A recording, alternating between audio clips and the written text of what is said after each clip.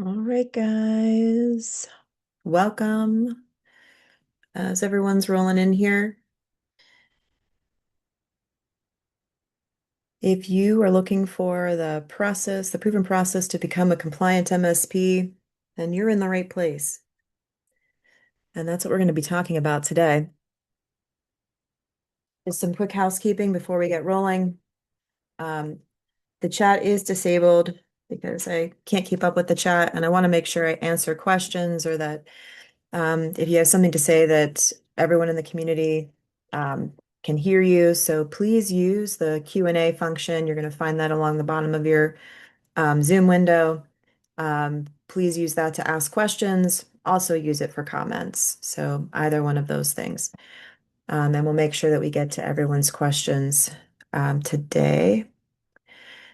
So let's start. What are we going to cover today?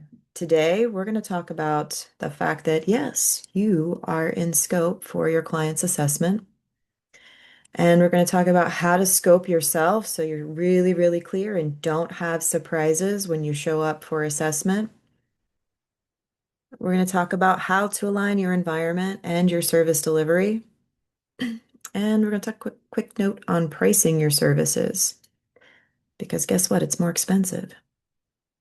So if you've been joining the series, you probably already know who I am, but just in case you don't, I'm the founder of CompliancyIT and the author of the CMMC IT Documentation Toolkit, which is not just templates, it's a how to build and maintain a cybersecurity compliance program with NIST 800-171 being the foundational controls. So I've been running an MSP. We just turned 20, guys, 20 years doing this. I'm either excited about it or a little crazy, one or the other, or maybe both. All right, so yes, guys, you are in scope. You're an SPA. That makes you in scope.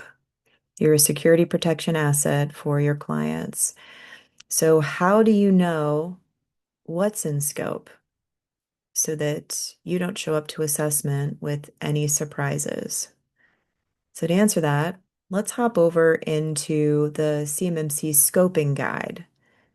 This is going to be the first place where we find some clues to that. So if you've looked at this before, which you probably have, you'll have the CMMC asset categories table that defines for us how we categorize all of the different assets, people, technology, and facilities. Those three things, people, technology, and facilities. People, technology, and facilities fall into one of these categories, not just assets like technology assets, but also people assets as well as facilities. A security protection asset is an asset that provides a security function or capability. So, because you provide a security function and capability, you become a security protection asset. And in case you are not really sure or don't want to believe you are, DoW, was certain to make sure that they gave us this table right here of security protection asset examples, which include managed service provider personnel who implement system maintenance, which is interesting because, we think of security and maintenance being two different things, but they call it out right here that people who are managed service providers are security protection assets, and consultants who provide cybersecurity services are also security protection assets. So that means if you have a client who has a CMMC requirement and you are managing their technology, that means that your business is in scope and that your people who are doing that are also in scope. This means that you need to be documented in the asset inventory, and you need to be noted in the SSP. So believe it or not, some organizations, some MSPs have tried to figure out like how can I scope myself out? And we're going to talk about that too. But one of our C3PO friends was telling me that an OSC showed up at his doorstep and said, I want to get assessed. They said, do you have any external service providers? That's what we are as an SPA, who is helping the organization to get and stay compliant with managing the environment or providing service security tools. We are an SP, I'm sorry, an ESP, an external service provider. And the C3PO said, hey, do you have any ESPs? And the DIB contractor said, no, we don't have any ESPs. And then while they were in the assessment, so phase two, where they're actually doing the interviews and saying, how do you do this or how did you implement this? The assessor realized, hey, this person that's answering all the questions, um, they're not even with the company. Oh my gosh, they're the MSP. So they immediately halted that assessment, took a step back and said, okay, we need to kind of rescope all of this because you're not going to get away with the fact that you have an MSP, your MSP is in scope. We're going to be assessing the MSP too. So you're going to have to be prepared for that assessment because you indeed are in scope. So what about what about you becomes in scope?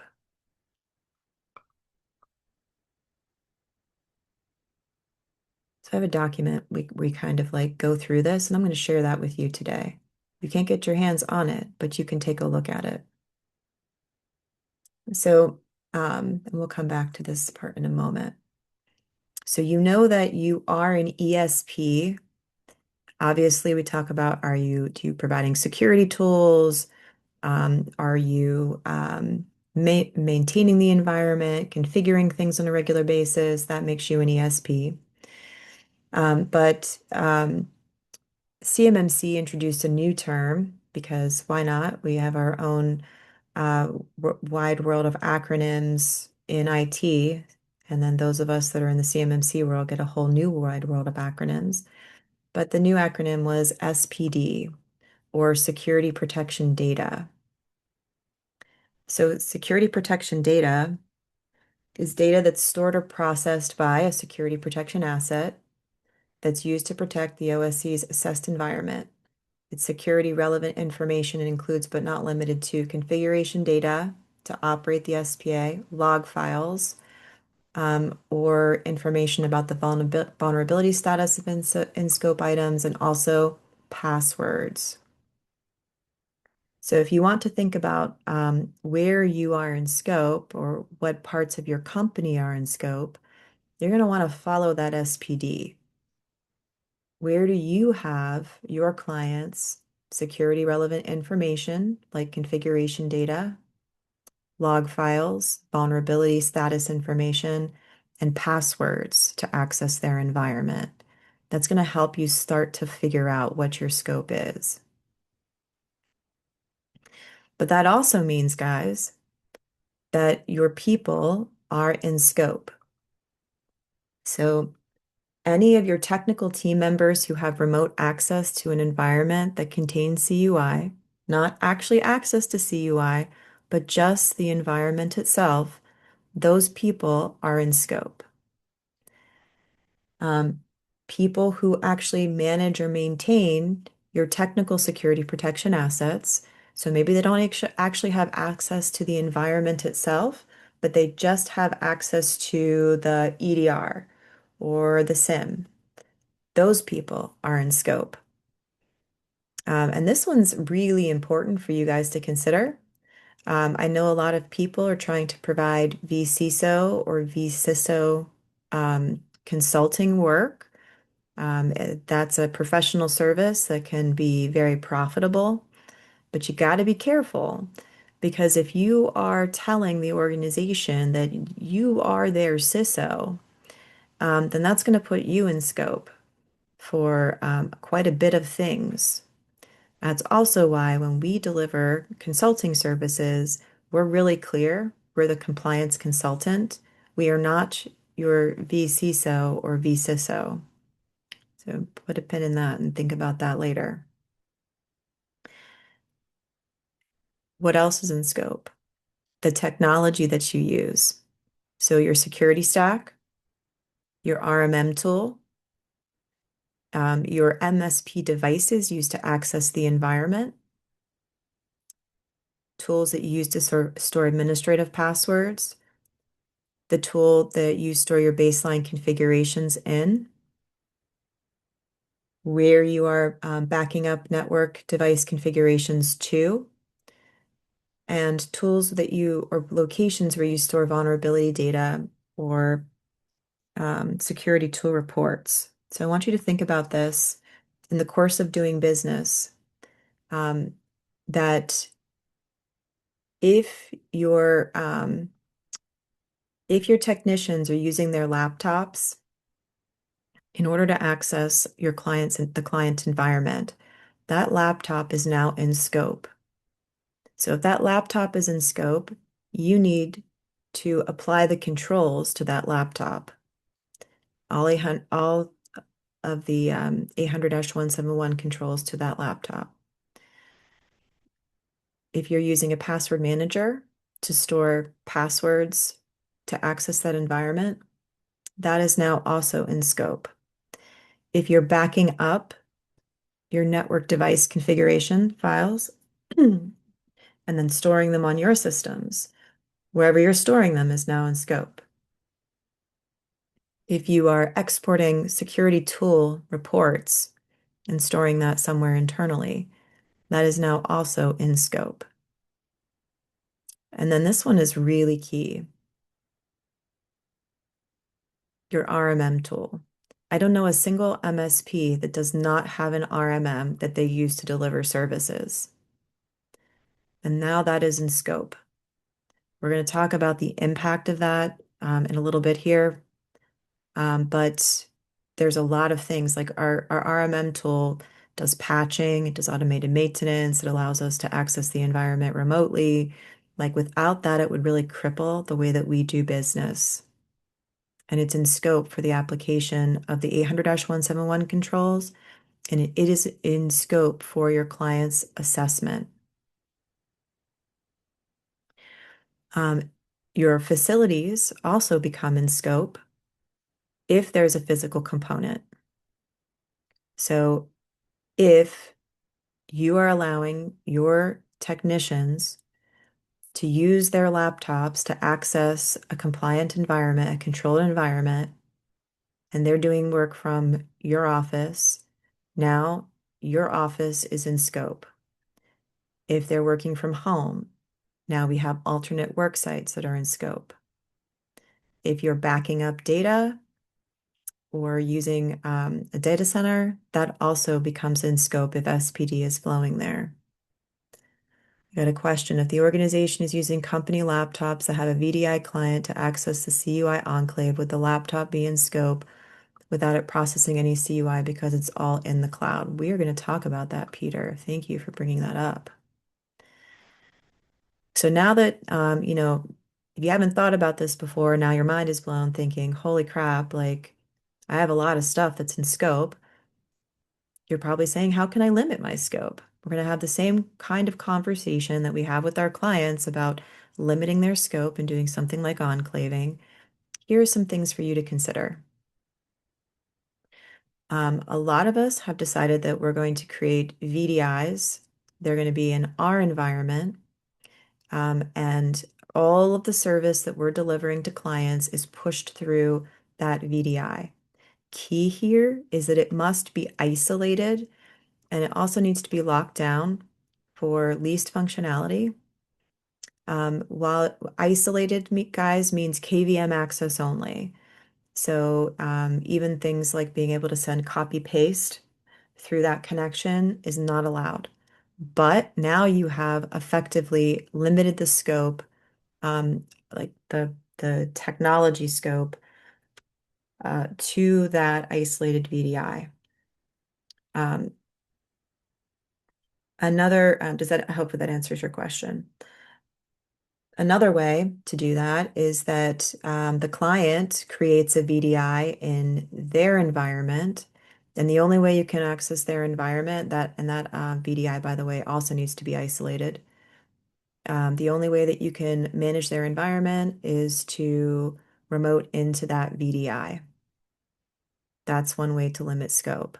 But remember, if you're still using your RMM tool and you're accessing that from this VDI, and you can access that RMM tool from your regular laptop, then that doesn't really help you out at all. All right.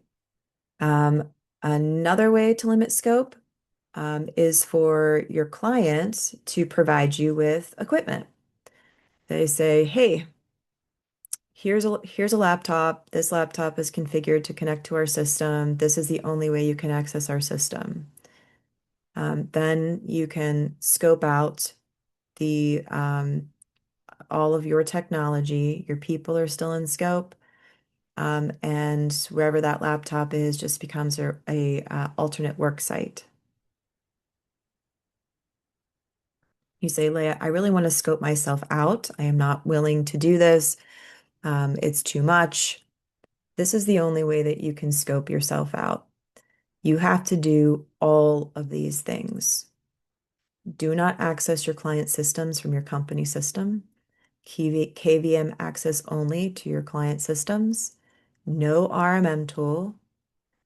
Access the client environment from a client-owned, client-provided device. Do not store client environment passwords on your own systems. Do not store client configuration baselines on your own systems. Do not store exports or reports from security tools on your own systems. Do not store network equipment configuration backups on your own systems. Do not provide any security tool sets, and do not provide any backups. This is the only way you can scope yourself out of the assessment. For most of us, that seems pretty unattainable in our business model. So my guess is that you will probably not be able to scope yourself out. Daniel asks if this is available in the toolkit. Yes, it is. It's available in the IT documentation toolkit. All right. So we talked about how you might be in scope, and hopefully your brain right now is kind of going through all of the ways, the places, the people who are going to be in scope. So that's the first thing you have to do is map out your service delivery scope. What is it? What am I willing to have in scope? What am I not willing to have in scope? What's my plan for limiting that scope? And now we understand this is the service delivery scope where I am going to need to apply the controls. So how are you going to align your environment? So what's worked for other MSPs? Well, I actually have a guide for that too. And this is what we've done. So what you want to start to do is you want to launch the program and launch the effort. You want to get everyone really excited. This is going to be a lot of work.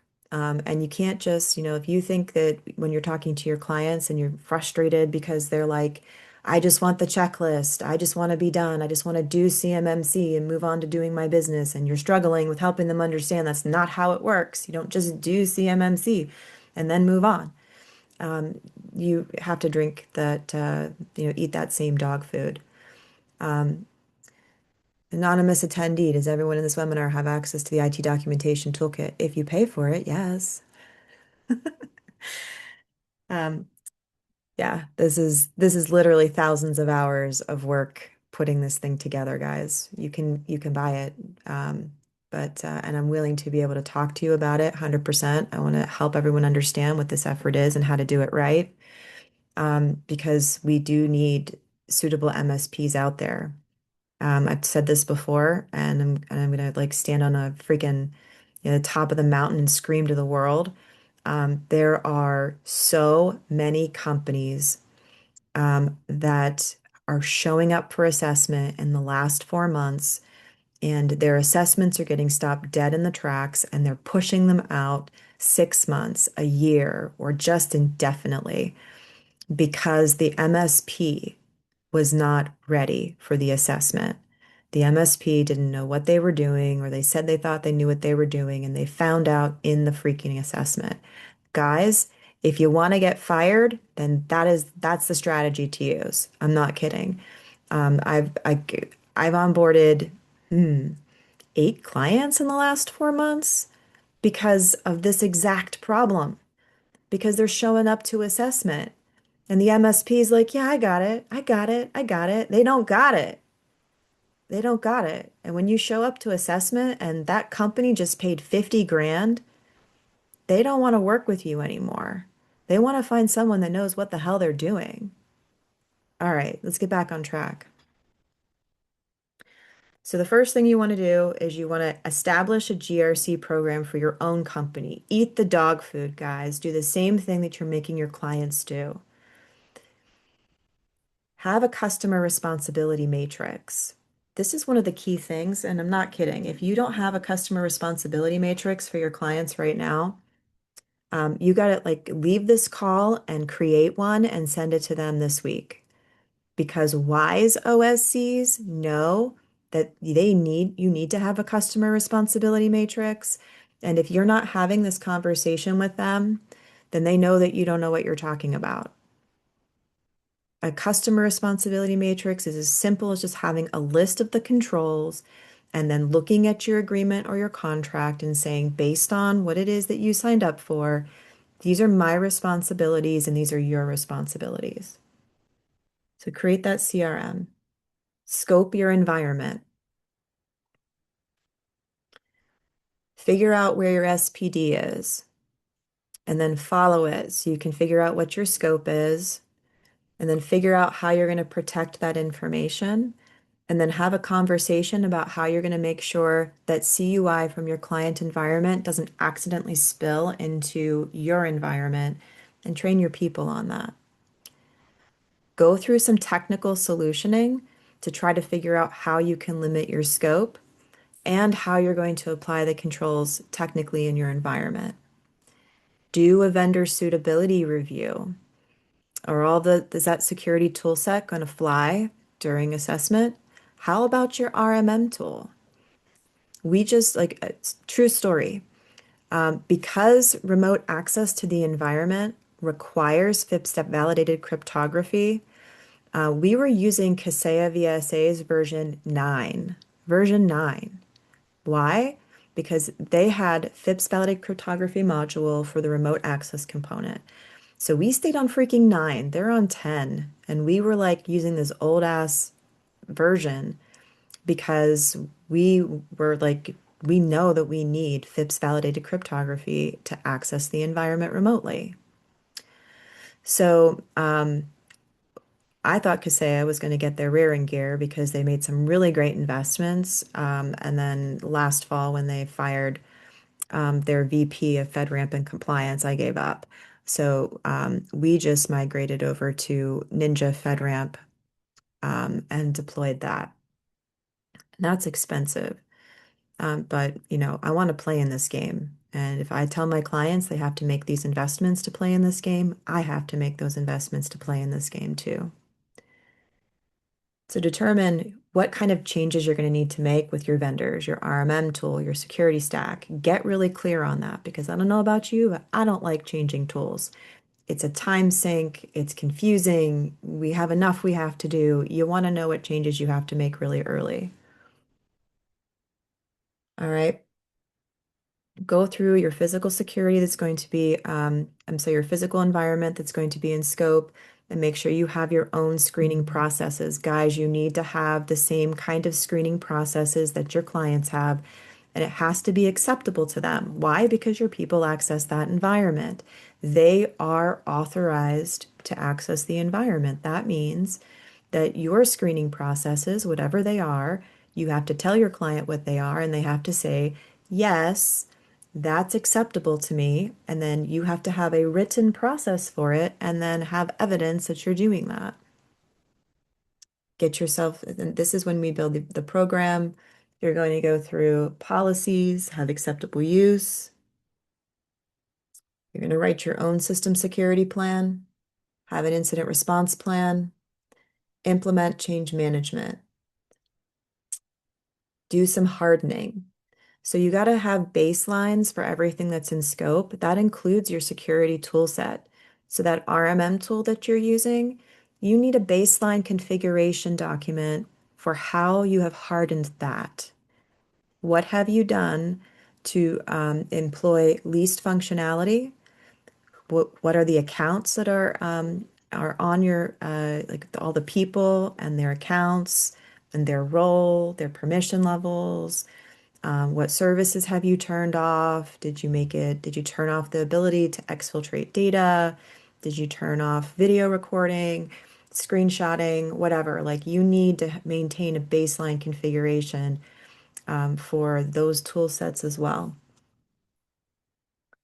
The devices that are in scope. So say you did a VDI, then everyone's pushing through the VDI to deliver services.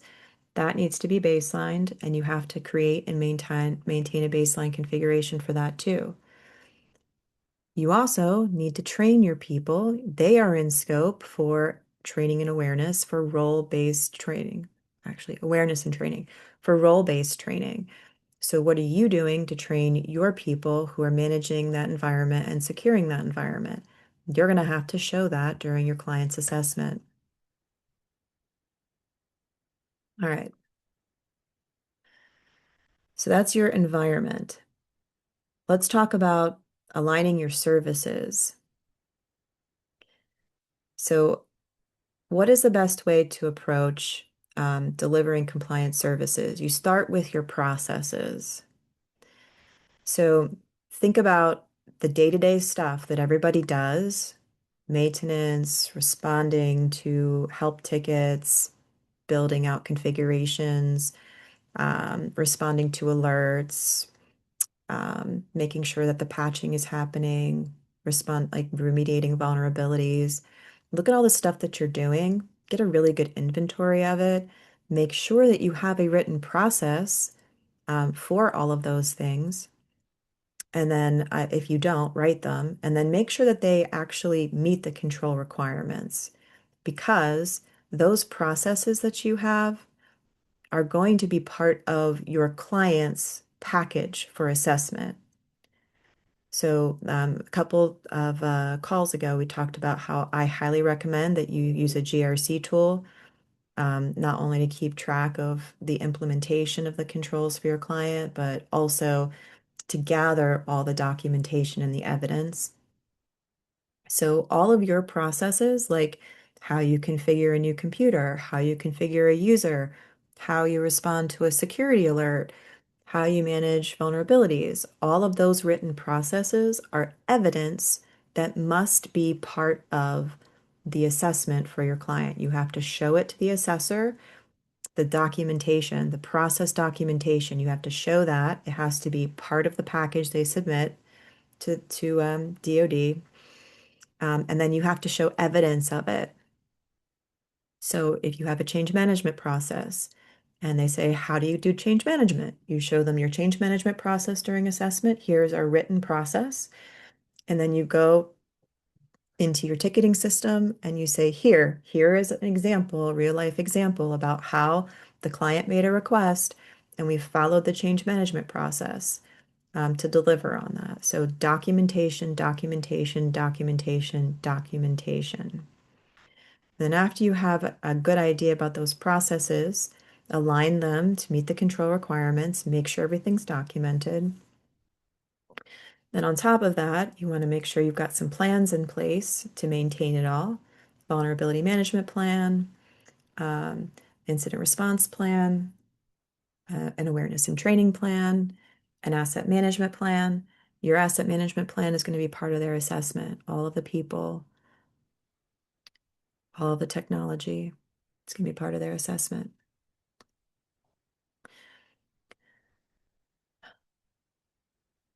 We actually created, um, we created this document to help everybody to kind of understand what should this look like inside of your MSP. This is the IT provider CMMC Level 2 implementation guide. So when you look at these controls and you're like, okay, that's great. What does this mean? Um, this section says like this is what you need to do inside of your MSP to implement this control. Here are security tools you might use to meet this control. And here's the supporting toolkit documents. Because some of these, you stare at it and you're not entirely sure, what do I do in my environment? So we created that guide for everybody. All right. And then thinking about all of the things that you have to do just to align your environment, maybe to change the way that you operate your business. Um, the bottom line is that this just costs more. Same conversation we're having with our clients, right? They're like, I'm spending so much money on this, like, and they think it's coming out of their margin. It needs to come out of their customer contracts.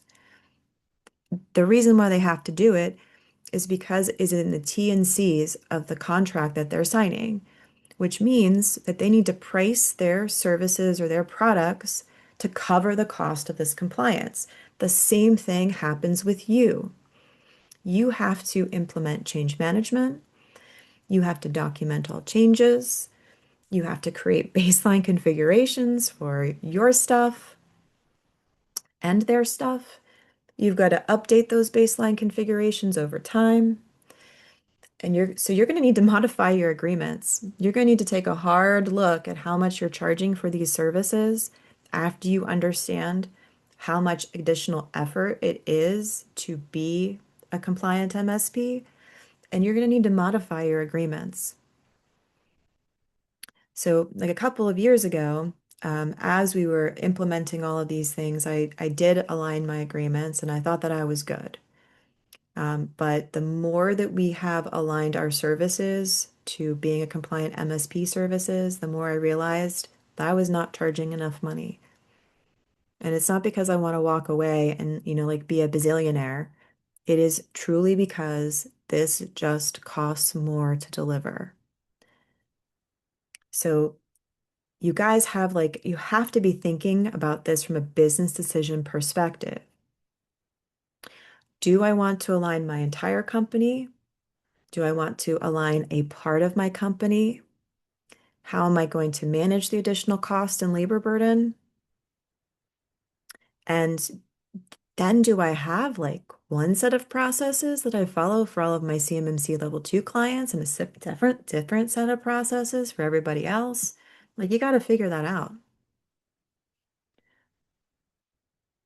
So when you create your own compliance program, tell your team you're making that massive effort, identify your service delivery scope, identify processes that need to be aligned, create the governance documentation, your policies and your plans, remediate your service delivery scope, and then consider certification assessment. Is that a good idea or is that not a good idea? You're not going to make your clients' certifications that much shorter because you technically, everything you do can't automatically be inherited. There are some MSPs that showed up to assessments and they're like, oh, I'm certified, so you don't have to look at my stuff. And they're like, sorry, that's not how it works.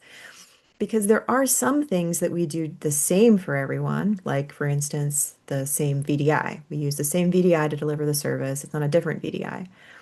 But you do specific processes for client A that's different than client B. So the things that you do the same for everyone, the one to many, that's completely the same. If you get certified, those things, and that's assessed during your own assessment, if you decide to get certified, then those things don't necessarily have to be checked again every time. But the things that are different, like are you following the change management program for uh, client A? Oh, are you following it for client B? Those things will have to be rechecked. Also, if you decide to get certified, it breeds a really great confidence in the minds of your clients that you passed assessment.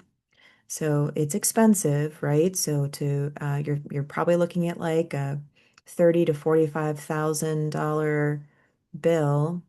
But if you're really serious about this and you want to expand in the space, it could just be seen as a really good investment in building your business. All right, I have a couple questions. Do you provide consultation preparation for MSPs to assist them in getting level 2 certified? And have you helped anyone?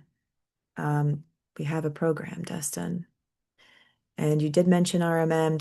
Did you select your AV EDR vendor after verifying the vendor meets the controls? If so, would you share what vendor that was? So that's a really great question, Jared. When you're going through and doing that effort of looking at all of your vendors, you need to have a conversation with them of, do you know what CMMC is? Can you provide me with a CRM? If they can't provide you with a CRM, then they are not going to be able to get you through assessment and you need to choose somebody else. There are some vendors who are really wise to this. Like, for instance, we use a company called BitLift for SIM-SOC and vulnerability scanning. They're going through their own assessment, and they are just like insanely focused on this vertical. And trust me when I say that, like, if you start having that conversation with your vendor, you're going to know really quick if they're on board or not. Um, and BitLift also provides silence licensing as well for EDR. So after I told you guys about all the massive amount of work you're going to have to do, I can tell you that there is some good news. There's good news, Dustin. The good news is that's why we built the toolkit program. So when I built this program to start, I really just built it for me. Um, I realized that we had to get compliant and that our clients had to get compliant, and they were looking at me for that. So I had to come up with like some of the templates for policies, plans, and procedures. I knew I was going to be in scope. One of my friends said, "Hey, that's pretty cool. Can I buy it from you?" And I was like, "Sure, money's good." But then when people went away with it, they were like, there is just way too much content here. I don't know what to do. I don't have time to individually help everyone. So we developed a community where we're building an army of suitable MSPs because I want to empower smart and dedicated people who really want to make sure that these companies pass their assessments. I want to help them to in that effort. And you can join the toolkit right now by going to it.toolkit.com. And how about this, guys? Because I like you and I would love you for you to join our community that's growing. We meet twice a week, actually. We meet on Thursdays at 12 Eastern to review all the controls, control by control, and actually go through this level 2 implementation guide. So we talk about like what do these controls look like in real life? What's the spirit of this control? And you can send anyone to these calls. Like there's no limit to how many people you can send. And then we also talk about how to use the toolkit, how to do gap assessments, how to implement these things internally. And it's usually $6,750, but to encourage you to join our community. It's only 5,750, and you get a perpetual use license and an unlimited number of times to use it. So use it on yourself, resell the templates to your clients, use it in your own program to deliver compliance services. And then the call, 2 weekly. And then we also have implementation accountability every other week on Tuesdays. And that's only $400 a month. I think that's nuts. That's an amazing amount of value. It's there for you if you want to do it. By the way, PS, we don't just sell this to anyone, and I'm not just saying that to, like create exclusivity. My name goes on this. And all the C3PAOs know what the toolkit is. And we have like a very, very high name with the C3PAOs. They're like, this stuff is good stuff. If you identify yourself as a toolkit member, they immediately think you know what you're talking about and they talk to you differently. So we don't just let anyone in this program. Like you really have to want to do this right and be dedicated to this effort in order to license the toolkit, and to be a part of this community. Because I'm really serious about this. This is a very rigorous effort. There are tens of millions of dollars or even hundreds of millions of dollars for some people, contracts on the line. And we are the key to companies passing or companies losing contracts. It's a serious deal. All right. If a C3PO provides a cloud service and manages it, where does that fall for classification? Carly's asking, and I think what you're asking is if the MSP manages a cloud service, like what is the MSP? So I think that's what you're asking. Um, if, for instance, if your client has GCC High and you're managing that, then you're an SPA. If you are providing a cloud service to your client and they have CUI in it, you become a cloud service provider and then you have to be FedRAMP. So I would not do that. One of the biggest places that assessors are finding that MSPs have become, like, made themselves a CSP that requires them to be FedRAMP, is in backups. So they're using that kind of one to many, like everyone has the same backup, and then we store it like in our Azure or something like that, or our data center. When you do that, you become a cloud service provider and you have to be FedRAMP. Don't do that. And Dustin asked if there's a possible to get a copy of this webinar. You bet. Um, and we'll make sure that everyone does get that recording. Any other questions, guys?